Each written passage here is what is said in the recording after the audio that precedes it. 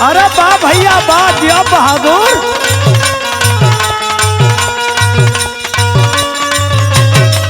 अरे दिया दिया, ओ हो।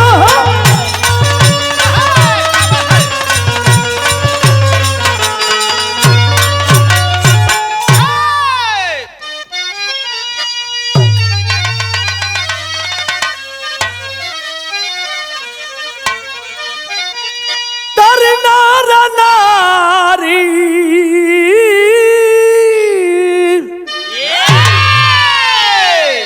हो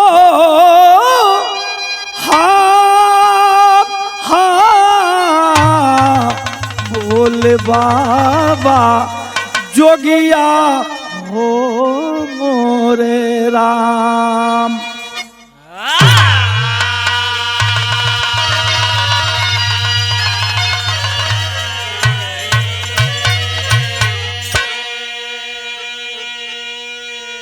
अच्छा साथियों, हम बिरहा लोकगीत गायक साहबदीन यादव गोसाई के बाजार से, ये आजमगढ़ की ओर से, हरिओम म्यूजिक चैनल की तरफ से भैया हमारे श्री मन्नू यादव जी की देख रेख में एक बिरहा भेजत बाड़ी आप लोगों के बीच में।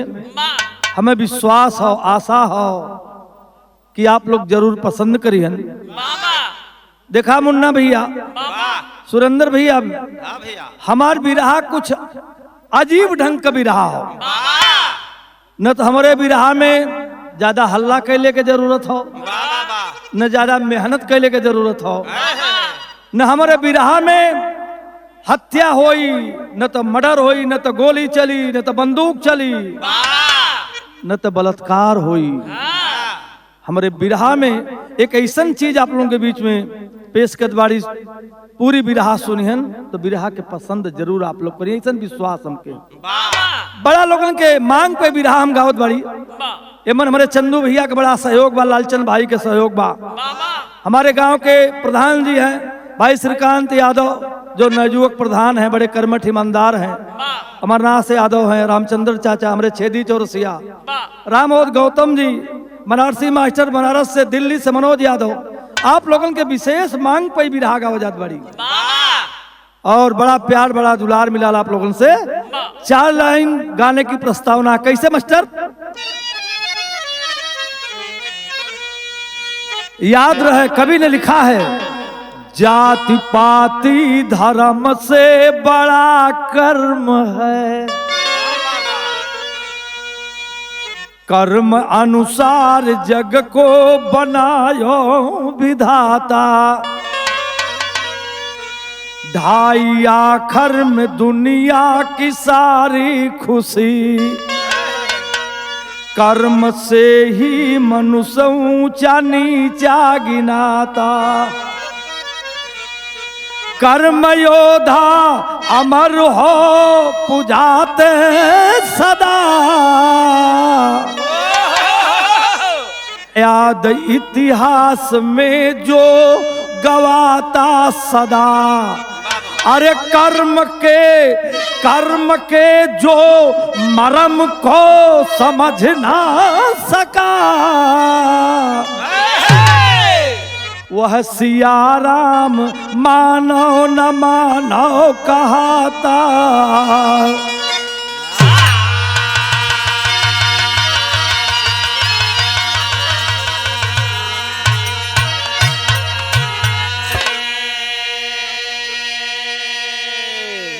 बिरहा में बड़ा गीत बड़ा गजल आप लोग गवैयन से सुनल। हमारे बिरहा में बड़ा पुरान गाना है, जौने गाना के हमारे उस्ताद स्वर्गीय रामदेव गुरु जी अपने जवानी में गाया करते थे। कौन गजल बा मास्टर?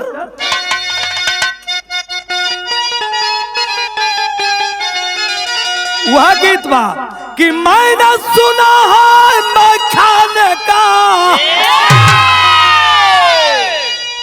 देखा चंदू भैया, पहले का गवैया गावत रहो, बिरहा गावत रहो, गाया करते थे, हम लोग सुनते थे। स्वर्गीय रामदेव गुरु गाया करते थे। कहा मैंने सुना है मखाने का और नाम बदलने वाला है, कहे खोल के बोतल सामने रख दो, जाम बदलने वाला है।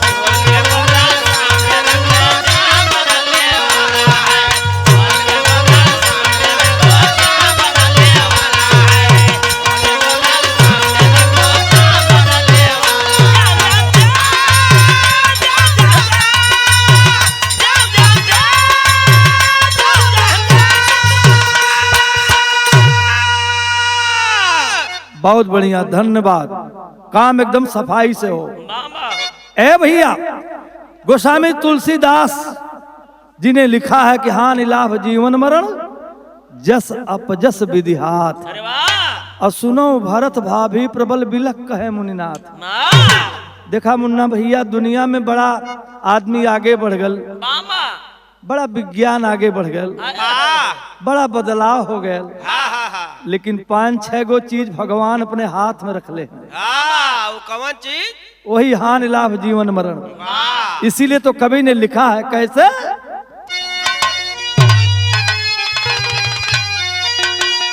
अरे लाख जतन कोई कर ले यहाँ पर,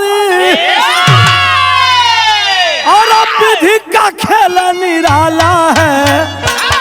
याद रहे, समय से पहले भाग से ज्यादा मिला न मिलने वाला है। समय से पहले भाग से ज्यादा,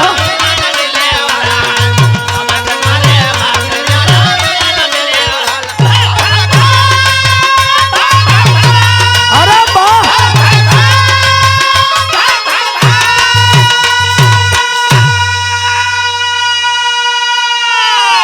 वाह मुन्ना भैया वाह।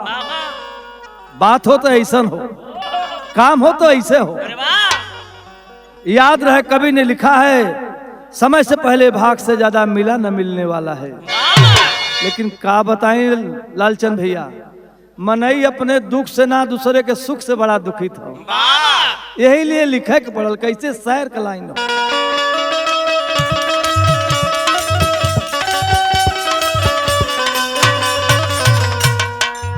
अगर खुश रहना है तो दूसरों का गम बांटो। क्या बांटो? गम।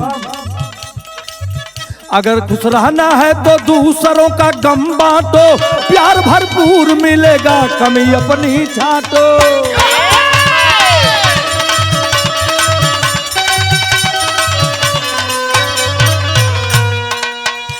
नहीं तो गलत करेगा तो इसका परिणाम गलत मिलेगा। कवि जी लिखत हुन, का लिखत हुन? करेगा याद जो तू कल सामने आएगा, करेगा याद जो तू कल सामने आएगा, लगाया याम तो कांटा कभी ना पाएगा।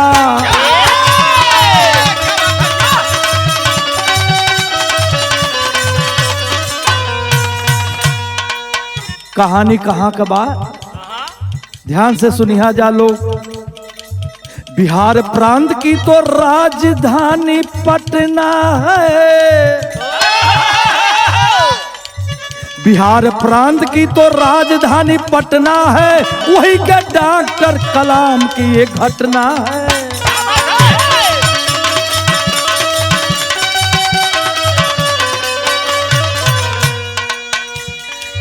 दो गो बेटा पत्नी फातिमा के साथ रहे, दिल्ली अपोलो हॉस्पिटल में विख्यात रहे।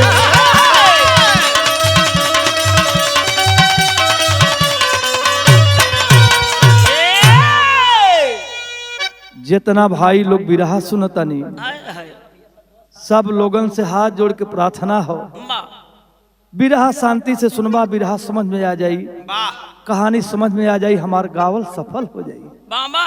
ये बिरहा जवन गावत हैला पंचो, बिहार के रहे वाला एगो गरीब परिवार, जात का मुसलमान, बड़ा गरीबी रहल।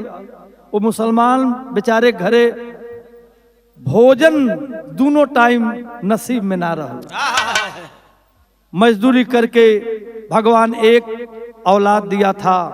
वो गरीब मुसलमान सोचता है बेटे को पढ़ा लिखा करके जब तक नहीं कुछ बनाऊंगा तब तक गरीबी दूर नहीं हो सकती।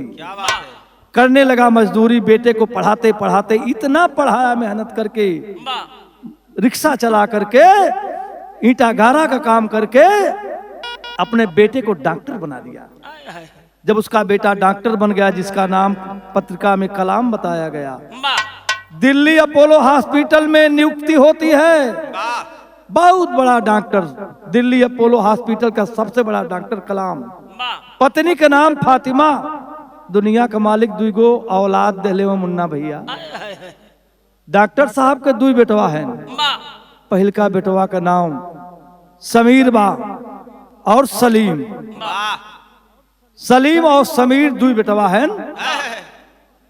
डॉक्टर कलाम सोचत हुन कि हमार बाबू मजदूरी के हमके तो डॉक्टर बना देलन, तो हम अपने बेटवा बड़के बेटवा के जोन बा समीर के हम इंजीनियर बनाई। तो देखा होत का होत तरज बदल गई मास्टर।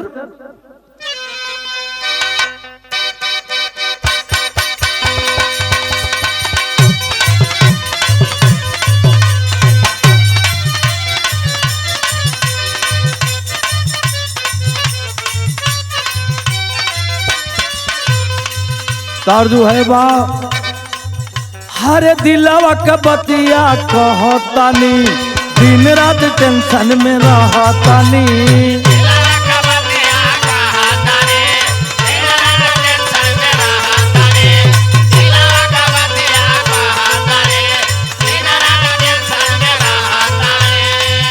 अरे दिलवा के बतिया कहतानी, दिन रात टेंशन में रहतानी। कि पाकल पाकल का सैली या कुटाता नहीं थे, पाकल का सैली या कुटाता नहीं थे। दिलवा टूटल बा बलमुआ से जुटात नहीं थे, दिलवा टूटल बा बलमुआ से। अरे दिया दिया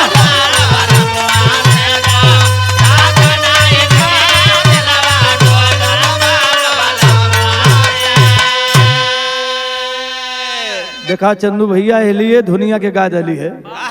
ये आजकल नयका गवैया बड़ा बाएं खुटियावत हो कि बुढ़वन के ना आई। हाँ हमन के बुढ़ा जाना तो अमन्नू भैया यही लिए गीतिया के गा दली कि अमन के पुरनिया मत जाना। तो ये तो बिरहा में तर्ज बा, लेकिन डॉक्टर कलाम का बड़ा बेटा जो समीर था अपने बेटवा के इंजीनियर बनावे खातिर डॉक्टर कलाम साहब एडमिशन करा दलन। कहाँ करौलन? मथुरा में। तो भैल का मास्टर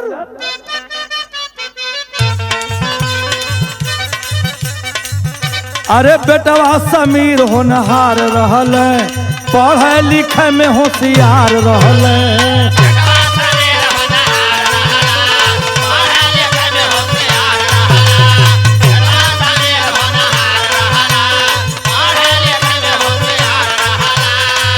अरे बेटवा समीर होनहार रहल, पढ़ाई लिखे में होशियार रहल। कि बबुआ इंजीनियर बन के मन बनाई दिहल, इंजीनियर बन के मन बनाई दिहल हो। मथुरा जाके एडमिशन हवा का राई लहल हो, मथुरा जाके एडमिशन।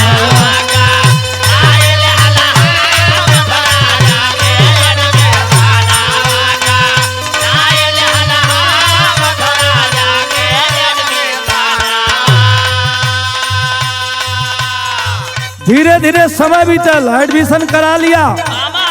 धीरे धीरे समय बीतल, इंजीनियर बन करके स्कूल से लौटने वाला था, छुट्टी होने वाली थी। गर्मी का महीना रहल। देखा होत का हो साथी संघवा में आइले, साथी संघवा में आइले, व्याकुल गर्मी से भइले।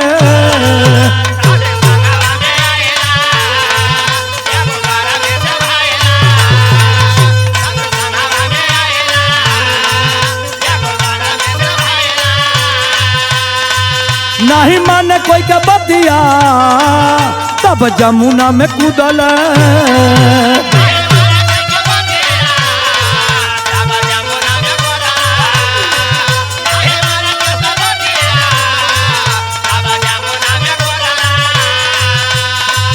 आगे बढ़त लहरिया में समाई गईल हो, आगे बढ़त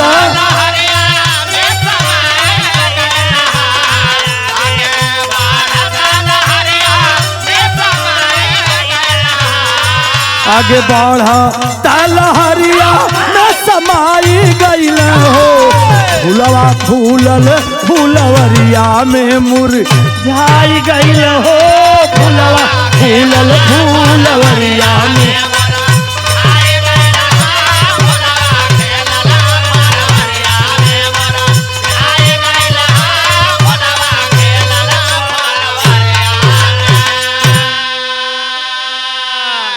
भाई साहब, इसीलिए तो मैंने आपसे कहा गोस्वामी तुलसीदास जी ठीक ही तो लिखे हैं कि हाँ निलाफ जीवन मरण। वाह, डॉक्टर कलाम का बेटा इंजीनियर बन करके लौटने वाला था। बड़ी आशा, बड़ी उम्मीद माता पिता के दिल में थी, बड़ी तमन्ना थी साहब। गर्मी का महीना, व्याकुल गर्मी से समीर अपने 5-7 साथियों के साथ जमुना जी के तीर पहुंचा। चारों पांचों लड़का मुन्ना भैया अपन कपड़ा उतारत हो, सोचत हो स्नान कैल जाई, लेकिन वाह बारे प्रभु की माया, डॉक्टर कलाम का बेटा समीर कपड़ा तक नहीं उतारा, जमुना जी में छलांग लगा दिया, आगे बढ़ने लगा। लड़का कुल मना कर तो ए समीर आगे मत भगो, आगे मत बढ़ो, लेकिन किसी की बात नहीं माना। जो वहीं आगे बढ़ा सुरेंद्र भैया जमुना जी के लहरों के चपेट में आ गया, डूब गया। लड़का 5-6 देखलन, चिल्लात हो, भैया बाबू मेरा मित्र समीर डूब रहा, उसे निकालो, बचाओ। ये लिए तो कहल गया कि फूलवा फूलल फुलवरिया में मुरझाई गई हो। तमाम लोग कूदे जमुना जी में, गोताखोर आए, पुलिस प्रशासन के लोग आए, लेकिन वही होता है जो मंजूर खुदा होता है। अब देखा होत का तरज बदल गई।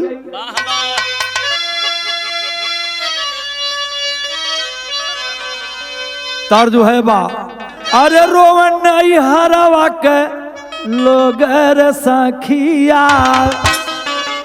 दिखाई धुन बड़ी पुरान हो, ये धुन के हमारे स्वर्गीय बेचन भैया गांव एक बार हमार बिरहा रहा उनसे चिरैया कोट में, ते धुन के बड़ा प्यार से उगाव है। कहा में फूला फूला गनावाया नाना दी, बाजेला बधैया दुआरा पे। ये धुन की हमारे उस्ताद बुल्लू गुरु बड़ा लहाय के गाँव है। कह रोवन नहीं हरावा के लोगर सखिया, विधवा करवलस पिया बदरी में। लोगर सखिया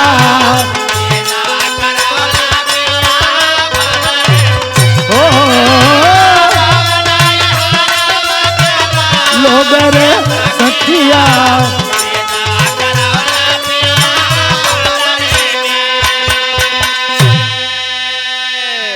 बिरहा में जैसन धुन वैसन भाव हो।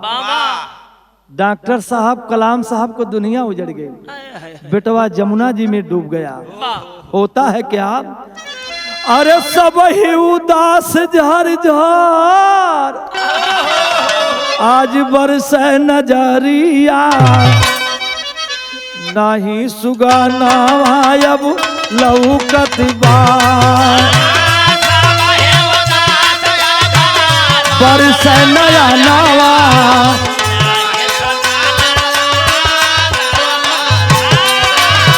सब ही उदास झर झर बरसे नया नावा।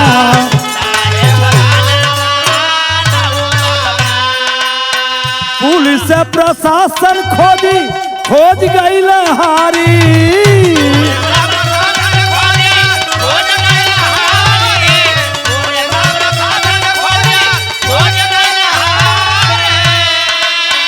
दिन बीत गई रात,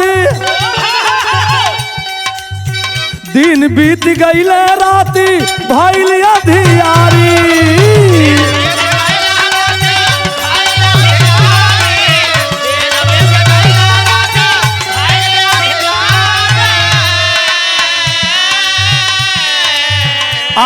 खबरिया पहुँचल दिल्ली दरम्यानवा, आखिर में खबरिया पहुँचल दिल्ली दरम्यानवा, नाही सुगनावा अब लौकत बा।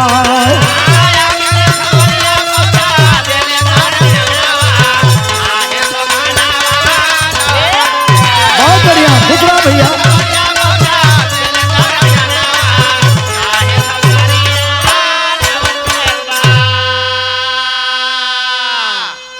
भैया लोग, बाबू लोग, चचा लोग, नहीं मिला। डॉक्टर कलाम का बेटा समीर सदा के लिए डूब गया। पुलिस, गोताखोर सभी लोग परेशान है। डॉक्टर कलाम को सूचना दी जाती है दिल्ली अपोलो हॉस्पिटल, दुनिया का उस दिल्ली अपोलो हॉस्पिटल का सबसे बड़ा डॉक्टर कलाम। देखा भैया, इंसान कितनो बलवान हो, कितनो धनवान हो, मुन्ना बाबू औलाद का गम फौलाद के तोड़ के पानी बना दिले। डॉक्टर कलाम जैसा इतना बड़ा विद्वान डॉक्टर का कलेजा मुंह में आ गया। पत्नी के नाही बतौलन तो सलीम छोटके बेटवा के बतौलन।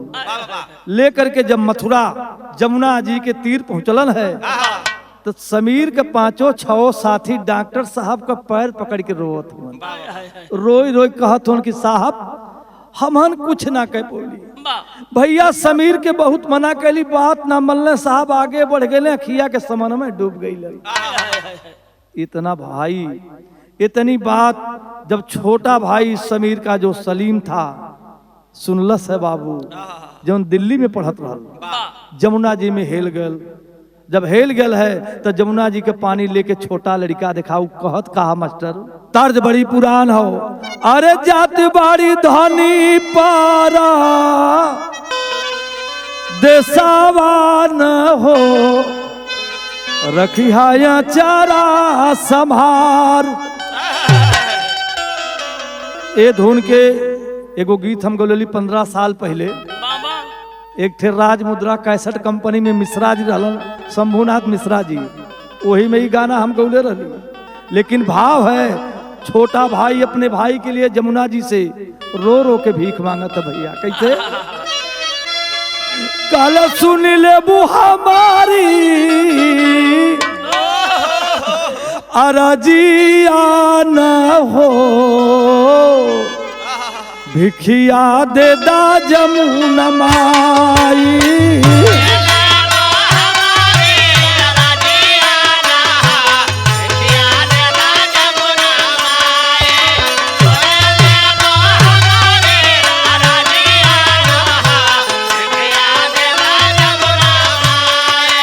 भैया समीर का जिंदगानी आना हो, हाँ भैया समीर का जिंदगानी आना हो, भिखिया दे दा जमुना माई।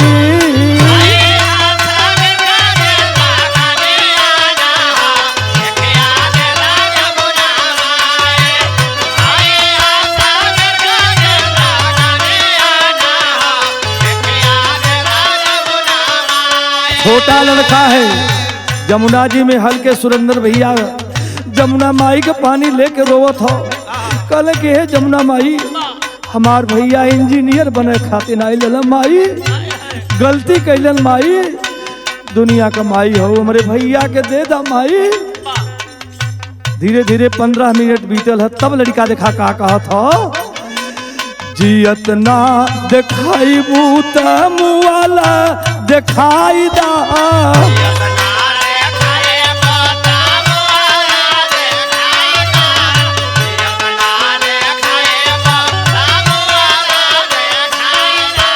भैया से एक बेर माई भेटिया कराई दा।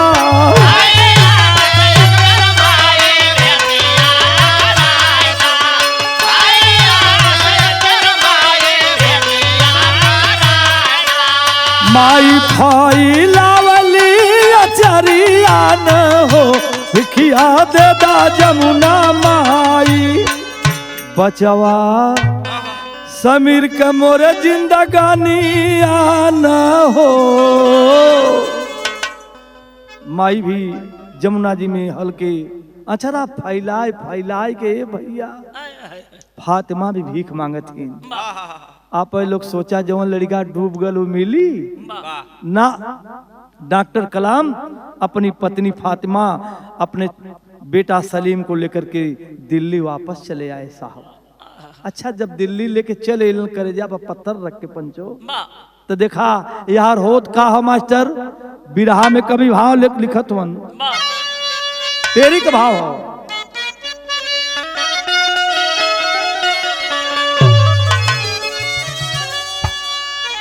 अरे मोरे राम जिज्ञासा मन की पूरी न हुई सवारी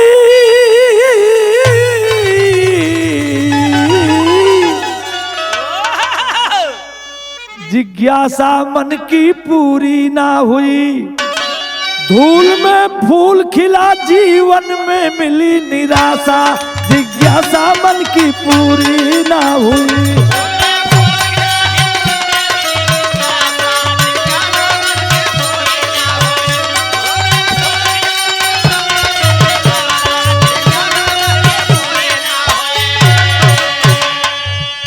और जिया माता सुनो हमारी गुजरिया अब वही तक गोरी तोरी कांची रे उमरिया आ हो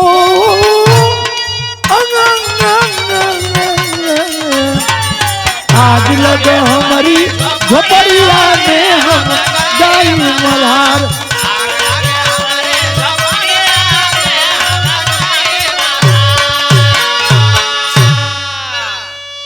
डॉक्टर कलाम अपनी पत्नी फातिमा बेटवा सलीम के साथ करेजा पर पत्थर रख के वापस चलने दिल्ली। ये हर समय डूबल बा आधा दिन पूरी रात बीत गई। दूसरे दिन जब सवेरा भयल है तो देखा होत का मास्टर तर्ज बदल गई।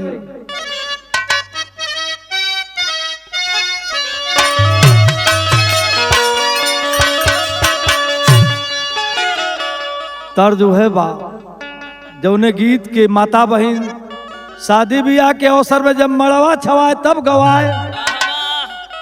आजकल तो सिस्टम बदल गया हम मड़वा भी रेडीमेड आवत हो माटी के गीत हो। तरह जो है बाकी माई कहली बेटी नियर बियाह बाबूजी कहलन बड़ा दूर हो।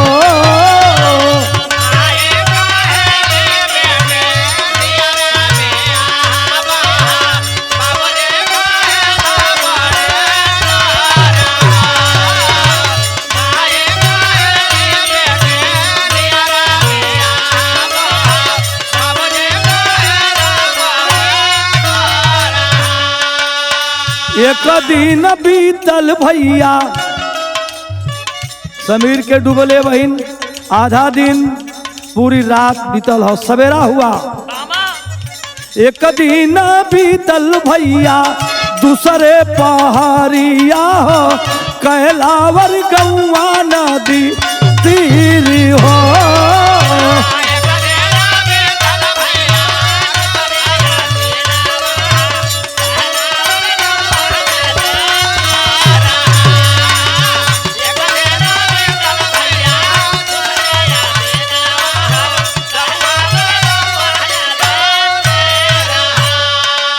धन हो विधाता धन तोहरी लेखनिया हो धन हो विधाता धनबा तोहर लेखनिया हो टिकठी के ऊपर बासा मीर हो।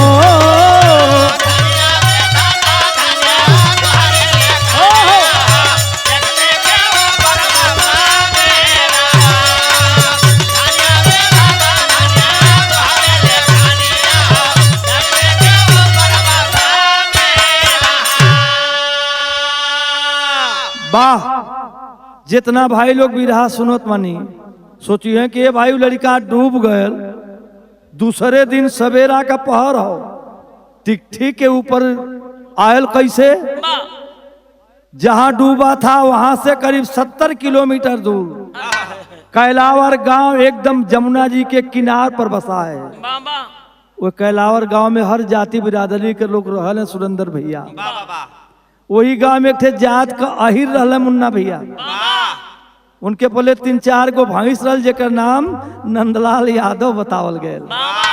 अपने नौकर के साथे अपन भैंस वही जमुना जी में धोवत हुन। तबले अचानक उनका नजर पड़ गई बालू का रेत बा, वहाँ लकड़ी बा, ज्यादा से ज्यादा वहाँ पत्ता बा, वही पे एगो लाश ऐसन देखला जो लाश कबो जिंदगी में नहीं देखले रहलन। आवाज दिलन, अपने नौकर से कहलन जो भैंसिया धोवत हो, कहते न हई देख कैसन लाश रे। एक कपड़ा पहले बाद जींस टी-शर्ट, उनकर दोनों नौकर गईलन है। उनका नौकर निकाल के जो उन्हें समय बाहर रखलन, एगो छोटा सा मंदिर रहल भगवान कृष्ण का, और वही सामने जब रखलन तो देखत हन कि ओके सांस आवत हो, तुरंत लेके भगलन। एगो डॉक्टर साहब का नई नई डिस्पेंसरी खुलल रहल, ले गईलन है। डॉक्टर साहब दवाई शुरू कर दलन। भगवान के मर्जी से, डॉक्टर साहब के कृपा से आज समीर जो है उठ करके बैठ गया। लेकिन एक बात गड़बड़ हो गई, बोलने लगा, खाना मांगने लगा, पानी मांगने लगा, लेकिन उसकी पुरानी बात मतलब जेके यादाश्त कहल जाला, पुरानी यादाश्त उसके दिमाग से निकल गई, पुरानी बात भूल गया। तो साइंस कहल है मन्नू भैया कि आदमी के दिमाग से यादाश्त जब गायब हो जाला तो साइंस और डॉक्टरों का मानना है जल्दी वापस नहीं आती है। कभी कभार वापस कब आती है? जब वो है आदमी, वह मरीज अपने पुरानी चीज को देख ले तब। बड़ा दुआ दवाई नंदलाल अहिर बेचारे बहुत खर्चा कैलन, ओझाई भी करौलन, लेकिन हर काम ठीक बा, लेकिन यादाश्त तो लड़का का वापस न आई। कल दुर्गा माई हमारे पास धन दौलत के कमी ना, एक गो बेटवा आप दहले बारू, एक हम पौले बानी, ये हमार धर्म का बेटवा है, जाई कहाँ कुछ बता नहीं पावत बा। धर्म का बेटवा मान के ओकर नाम अजय रख के रख लल। इतना पंच बिरहा सुनतानी। अब नंदलाल अहिरे के 2 बेटवा हो गई, एक ठे खुद का जौने के नाम विजय हो, एक ठे जौन जमुना जी में पौलन जौने का नाम अजय हो। समय बीतल 10 साल भैया, तो बिरहा में तर्ज बदल गई, कहानी का रूप बदल गए।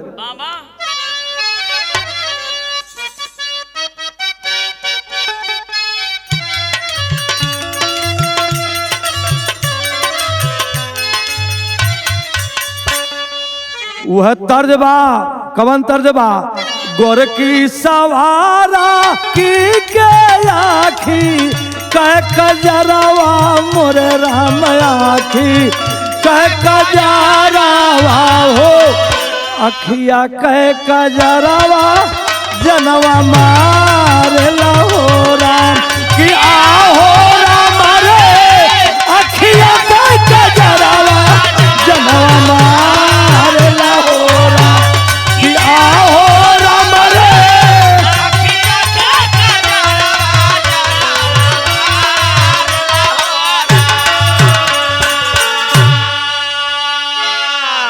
धीरे धीरे बीती गईल 10 साल का दिनवा मोरे राम, 10 साल का दिनवा हो घटना घटल बा बड़िया रन हो राम कि आहो राम रे।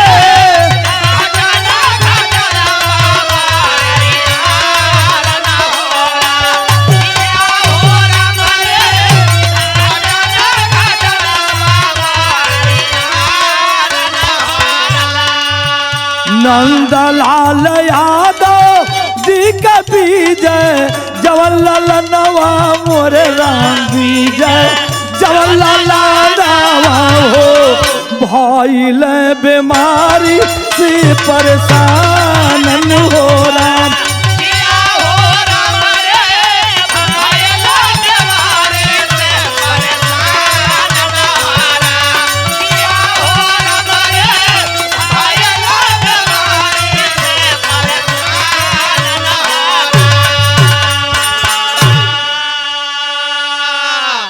भाई साहब 10 साल बीता है समय। नंदलाल यादव का जवन खुद का बेटवा विजय रहल इतना बीमार हो गए, ऐसा न जाने कौन बीमारी हो गई। लालचन भैया ओकरे बीमारी के था है ना कोई डॉक्टर के लगत हो, बड़ा दुआ दवाई करावत हुन।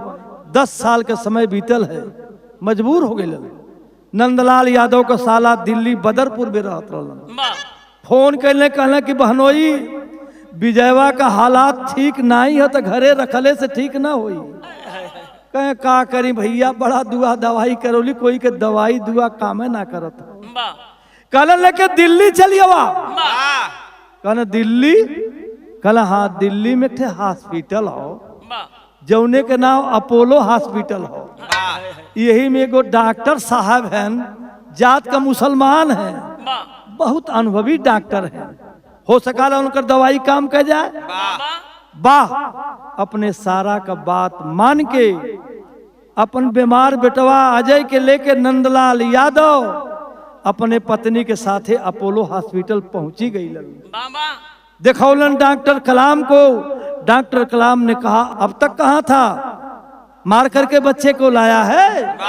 अब मन्नू भैया कभी कभार बीएचयू में जब जाइला तो देखले हिला, कभी काल के डॉक्टर गुस्सिया के कहल जब केस गड़बड़ हो जाले तो कहल कि यार बीएचयू में शादी फिटिंग बनवाओ है। वही बात डॉक्टर कलाम कहे।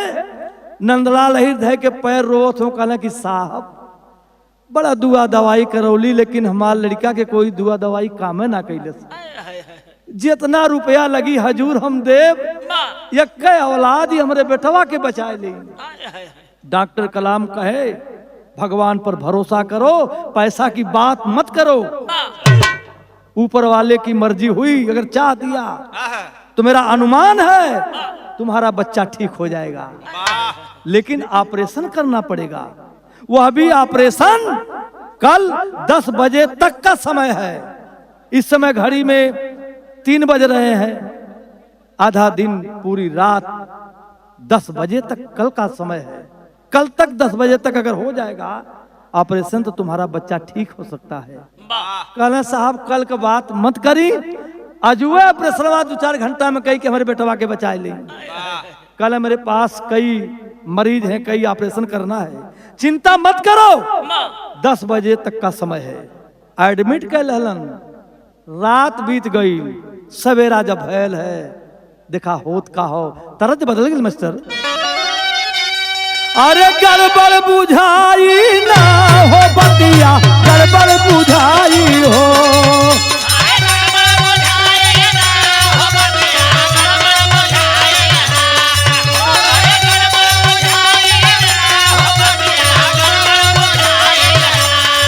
मुसवा देख के बिलरिया पर आई त, मुसवा देख के बिलरिया पर आई त, बतिया गड़बड़ बुझाई हो।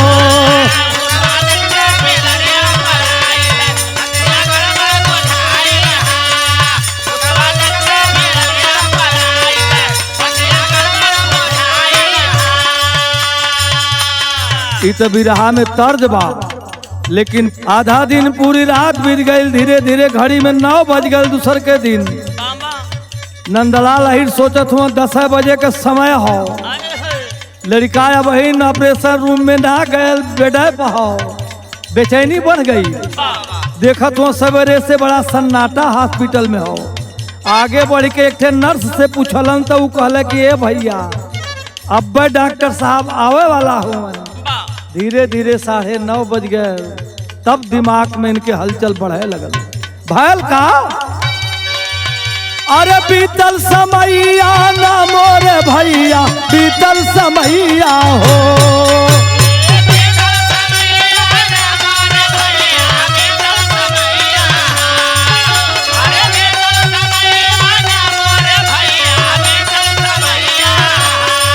अइल डॉक्टर नहीं मुदैया, अइल डॉक्टर नहीं मुदैया, भैया बीतल समैया हो।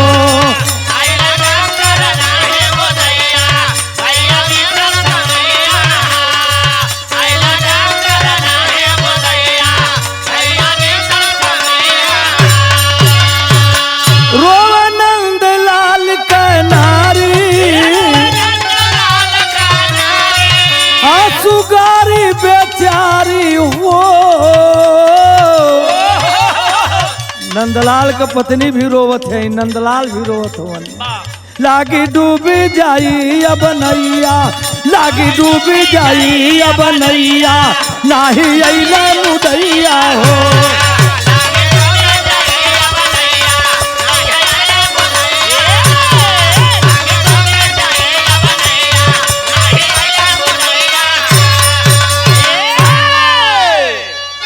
भाई साहब घड़ी में 10:30 बज गवा, डॉक्टर साहब नहीं अइलन। नंदलाल अहिर जब आगे बढ़ के पूछल चाहत हुन, 4-5 गो नर्स बेचारी बड़ा उदास बैठल है। नंदलाल कहले को हे साहब 10 बजे का समय रहल, वो डॉक्टरवा के अगर ऑपरेशन करे के ना रहल तो काहे बजे ससुरा हमरे बेटवा के एडमिट कर दिल। दिखाई है गाली गलौज देवे शुरू कैलन, गाली गलौज देते हैं डॉक्टर साहब के, धोखा कर दिया साला, हमारे बच्चे का ऑपरेशन नहीं करना था तो बता देना चाहिए था, अब तो मेरा बेटा मर जाएगा। क्यों कि डॉक्टर के अनुसार 10 बजे तक का समय था, घड़ी में 10:30 बज गए। गाली गलौज देते हैं, जाके हॉस्पिटल के बाउंड्री में कोई बोलत ना हो, तब तक एक गाड़ी आई, वो गाड़ी में से एगो आदमी उतर के हॉस्पिटल के अंदर जो वहीं रख गईलन है। छोटा छोटा डॉक्टर आई जो नर्स वगैरह रहलिन, दौड़े शुरू कैलन। 2 घंटा के बाद फिर कोई दूसरा नहीं, वही डॉक्टर कलाम थे गाड़ी में बैठलन। नंदलाल अहिर देखल कल रहे तो वह डॉक्टरवा जोन हमरे लड़का के एडमिट कैलत, कुछ पूछल चाहत हो डॉक्टर साहब से नंदलाल अहिर, लेकिन डॉक्टर साहब का शीशा बंद गाड़ी चल दिल। नंदलाल अहिर गरियावत हुन, जब गाड़ी गलौज जो ना देवे के चाहिए तवन देत हुन। एगो नर्स आइल कहले कि हे भैया तू 1 घंटा से चिल्ला गरियावत हुआ, काहे गाड़ी देत हुआ? तुम्हारे बेटवा का ऑपरेशन हो गया भैया। तब तक एक उम्र दराज नर्स आइल है, करे जितना तू गाड़ी देला हमन सुनत हमन के करेजा पक गए। तू काहे गाड़ी देत हुआ? तोरे बेटवा का ऑपरेशन हो गल। हमरा डॉक्टर साहब के गाड़ी देत हुआ, जाने ला कितना बड़ा डॉक्टर के हुआ? तो नर्सिया बतावत हिय, का बतावत मास्टर?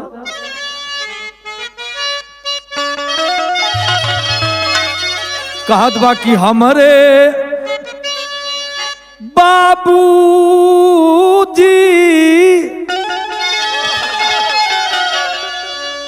अरे हमरे बाबूजी, अरे दर्शन कैला बाटे भगवान, हमरे बाबूजी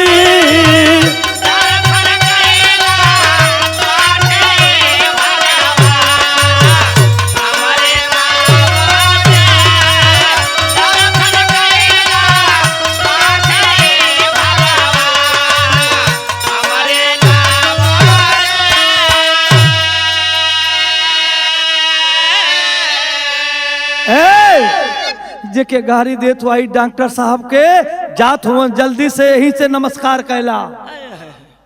मामूली डॉक्टर ना हुआ भैया जेके तू गाड़ी देत हुआ, काहे गरियावत हुआ?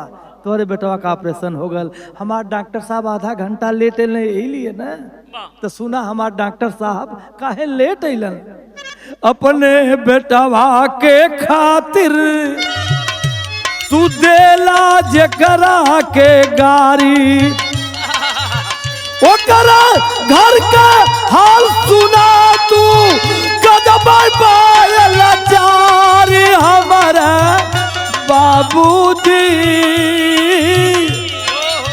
हमारे बाबूजी, अरे उनसे बढ़ के ना कोई बमान, हमारे बाबूजी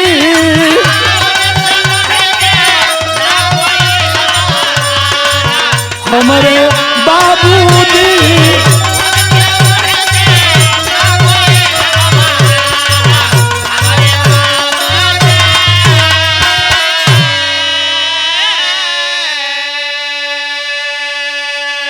वो नर्स समझा रहा बा कि अरे भैया दुनिया में बड़ा डॉक्टर दिखले होबा सुनले होबा, सचमुच में डॉक्टर नाई भगवान हो जे के गाड़ी देत हुआ आधा घंटा लेट अल कहे जाने ला सुनबा। एगो बेटवा रहल हमरे डॉक्टर साहब को के भगवान बहुत पहले छीन लल त नंदलाल अहिर कन तब का एक थे बचल रहल बाबू जौने के चलते आज तू गाड़ी देत हुआ आधा घंटा लेट अलन। कयक बेटवा रहल वो आज मरल भोर की बेला और अंतिम क्रिया छोड़ के आइला दुआरे लागल मेला हमारे बाबूजी हमरे बाबूजी अरे तोहरा सुत का बचाव खातिर जान हमरे बाबूजी बहादुर हो।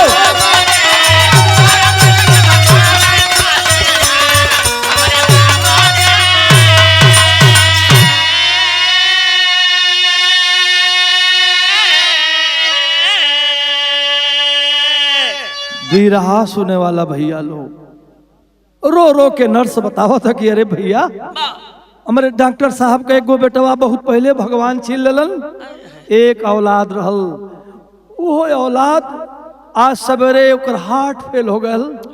हमारे डॉक्टर साहब का वो औलाद दुनिया में ना रहल। हमारे डॉक्टर साहब तो अरे बेटवा का ऑपरेशन समय से आके कह दिले होतन भैया, लेकिन आधा घंटा लेट हो गए जौना के वजह से लाश दुआरे छोड़ के दफन कफन ना कैले बाबू। तो अरे बेटवा का ऑपरेशन कर दिले तोहार बच्चा ठीक हो गाड़ी देला। नंदलाल अहिर कहल कि हे दुनिया के मालिक ईश्वरवा कलयुग में सतयुग कहाँ से आ गया, कौन ऐसा इंसान होई जेकरे दरवाजे पर बेटवा का लाश हो, लाश छोड़ के हमारे डॉक्टर साहब हमारे बेटवा के जान बचौलन। इतना गाड़ी देहली इतना गाड़ी देहली कि हमके तो अब मर जाए के चाहिए। वही से दौड़े शुरू कैलन, सोचलन चल के डॉक्टर साहब के दुख में उनके बेटवा के शोक में सम्मिलित हो जाब, दफन कफन में सम्मिलित हो जाब तो हो सकल हमारा कुछ पाप कट जाए। जब डॉक्टर साहब के गाड़ी देली गैलन लेकिन नसीब में ना रहल, दफन कफन हो चुकल रहल। डॉक्टर साहब के पैर पर गिर के रोगे कहलन कि साहब हम आपके बड़ा गाड़ी देली जान ना पौली साहब, सचमुच में आप डॉक्टर ना भगवान बानी, हमरे बेटवा के जिंदगी बचाए लेली। कहलन का दुआरे चढ़ के गरियावत हुआ भैया, हमके भगवान का के गाड़ी मत दा, अगर हम भगवान होई तो अल्लाह होई मालिक होई तो हमार दुद्दू को बेटवा भगवान छीन लेने का है ना अपन बचा दी। मैंने केवल कर्म किया, तुम्हारा बच्चा बिल्कुल ठीक है, जाओ 1 हफ्ता के बाद छुट्टी लिख दूंगा। नंदलाल बेचारे जब रोवत देखा, इनके अंदर जवन तनमनी रावण रहल लाल भैया मुन्ना भैया वो निकल के न जाने कौने रास्ते से भग गली समझ ना पोलन। रोवत अलन है यार 6 दिन बीतल, 7वें दिन के बाद है छुट्टी आज मिली। वही दिन में डॉक्टर साहब अहन छुट्टी लिखिहन, ठीक उसी दिन सुबह जो है 9-10 बजे नंदलाल के गांव से उनकर चचेरा भाई जब दिल्ली जाए लगलन तो जौने लड़कवा के पौले रहलन नंदलाल अहिर उ रोवे लगल, कहला हमहू चलब भैया के देखाई है। वो दिल्ली अपोलो हॉस्पिटल में आ गइल बा, लेकिन भइल का बिरहा में अल्लाह के लाइन मास्टर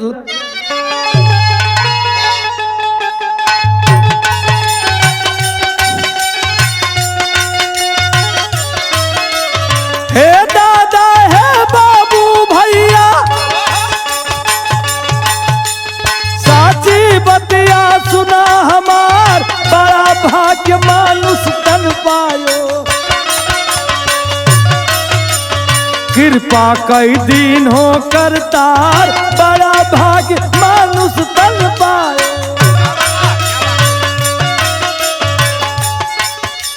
बड़ा भाग्य मानुष तन पायो, कृपा कर दी नो करतार, मुरलीधर की माया भारी, जेके बूझत ना संसार, मुरलीधर की माया भारी।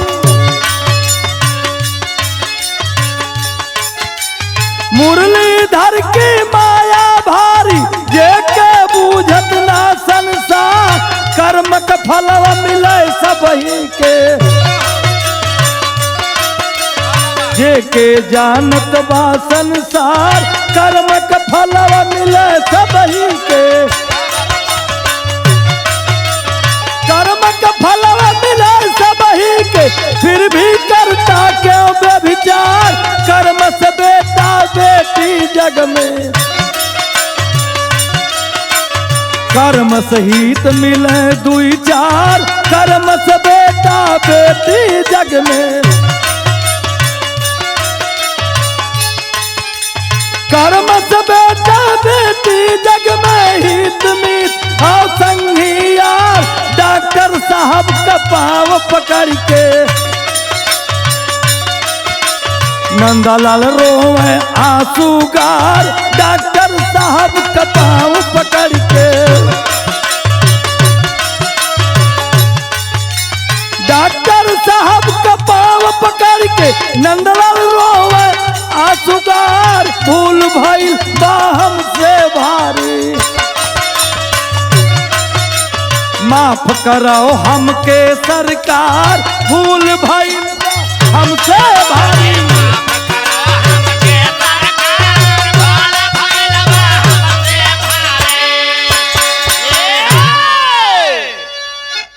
सातवें दिन अइलन है डॉक्टर साहब, तुरंत जाए के नंदलाल वो हॉस्पिटल में पैर पकड़ के फिर रोवे लगल, कहले साहब बहुत पाप हो गल, बड़ा गलती हो गई हजूर, कहले क्यों बार बार तू रो रहा है, अरे साहब हमारे बेटवा के जिंदगी बचा लाला, नहीं तो हम सोचली हमारे बेटवा बची ना, सचमुच में आप देवता हुआ भगवान हो, कहले सुनो फालतू बात मत करो, मैं भगवान नहीं हूँ, मैं एक डॉक्टर हूँ, मैंने अपना कर्म किया, छुट्टी लिख दलन, 7 दिन बीतने के बाद 8वें दिन छुट्टी, कहला कि एक दवा ले लो, लेकिन 15 दिन के बाद फिर दिखा देना अपने बच्चे को, तुम्हारा बच्चा बिल्कुल ठीक है, मालिक की कृपा से, मेरी कोई कृपा नहीं है, मैं कोई भगवान नहीं हूँ, ऐसा कह के दवाई लिख दलन, दवाई ले लेहलन, ए बाबू अच्छा तो देखा, नंदलाल अहिर का पत्नी अपने पति नंदलाल से कहली कि सुनबा हो, सचमुच में हम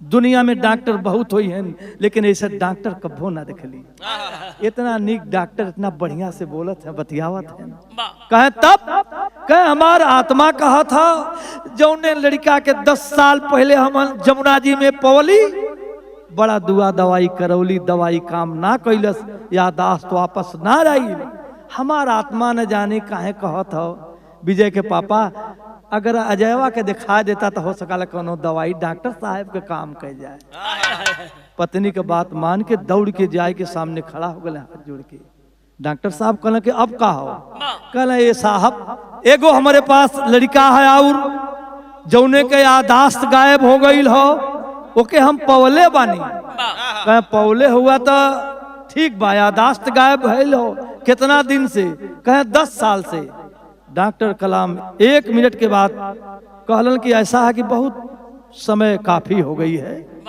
अब दवा नहीं काम करेगी, कहे साहब दवाई काम करे चाहे दिन, लेकिन एक नजर देख लाया आप, देखा ही है, डॉक्टर साहब कहले ऐसा विश्वास हो तो जाओ पर्चा बनवा करके 3 नंबर कमरे में उस बच्चे को लेकर के आओ, इतना भाई लोग बिरहा सुनता नहीं, जितना पंच बिरहा सुनता नहीं, बड़ी बिरहा सुन ले हो बा भाई साहब, 10 साल पहले बहल लड़का, कोई के का पता हो, आज नंदलाल अहिर पर्चा बनवाए के लेके जो वहीं 3 नंबर कमरा में गईलन, सामने डॉक्टर साहब बैठल हलन, जब 3 नंबर कमरा में जब लेके हललन तो बिरहा के रूपे बदल गए, आखिरी लाइन कैसे मास्टर,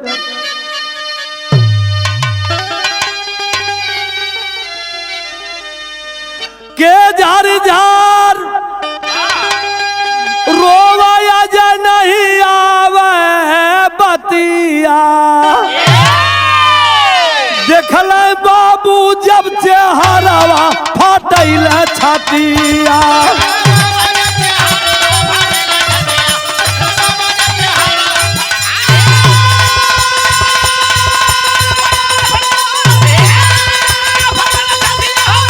अरे दिया भैया दिया,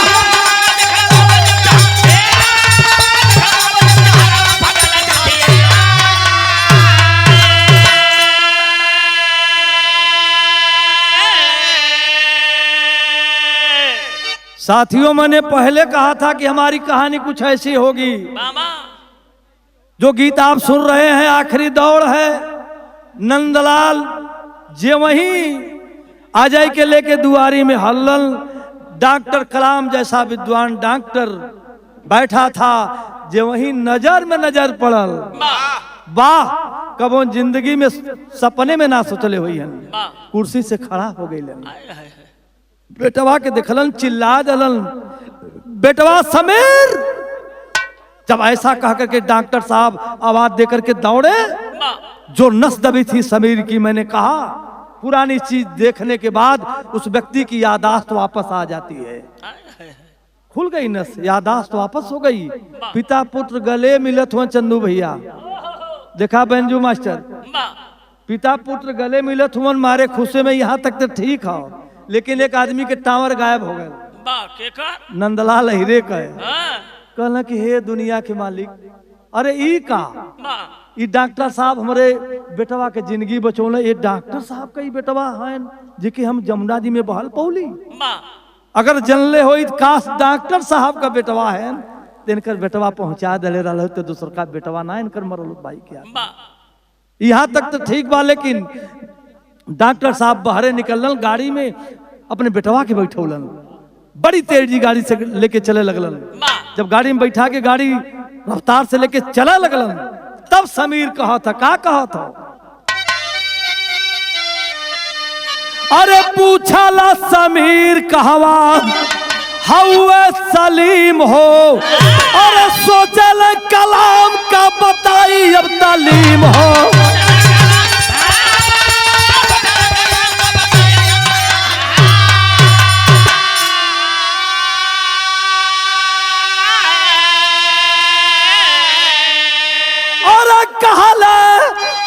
बंगलार में करई बतिया रे, देखले बाबू जब चेहरावा हटैले छतिया।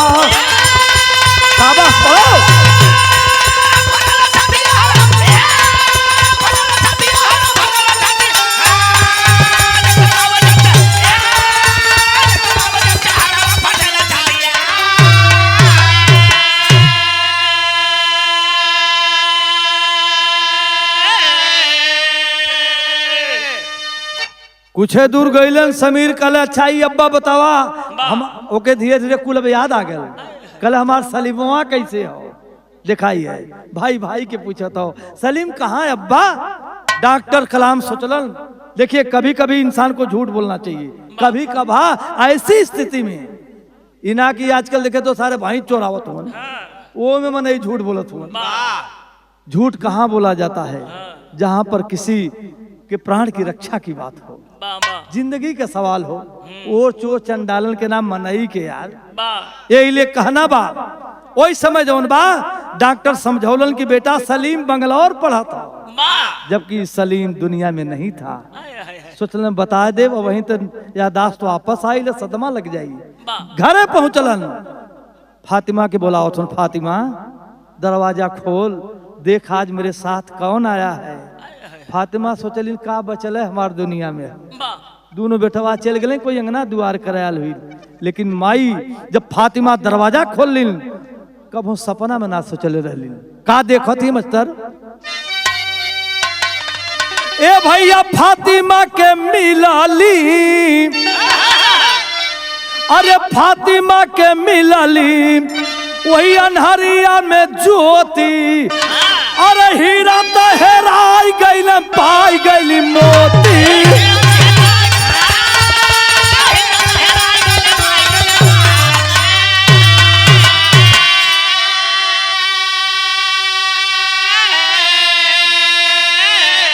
अरे यहाँ नंदलाल, अरे यहाँ नंदलाल अहिरे कल माराइल मतिया रे, देखल बाबू जब हरावा हटैल छतिया।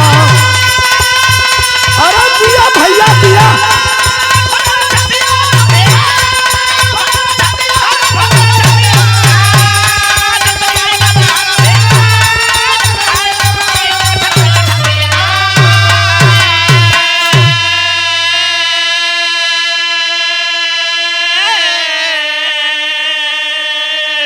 भाई साहब मतारी अपने बेटवा के पा गई। हीरा तो हेराए गेलिन पाए गेलिन मोती। एक बेटवा चल गल, जब सपना में ना सोच रहे डूबल बेटवा 10 साल के बाद। 10 साल के बाद कहू के बेटवा जमुना जी में डूबल, अगर कोई मिल जाए तो ओकरे खुशी के ठिकाना न रहे। डॉक्टर साहब भाग करके अइले हॉस्पिटल में, पत्नी के साथे, समीर के साथे। यहाँ नंदलाल अहिर के पूरा पब्लिक घेर ले बा हॉस्पिटल में।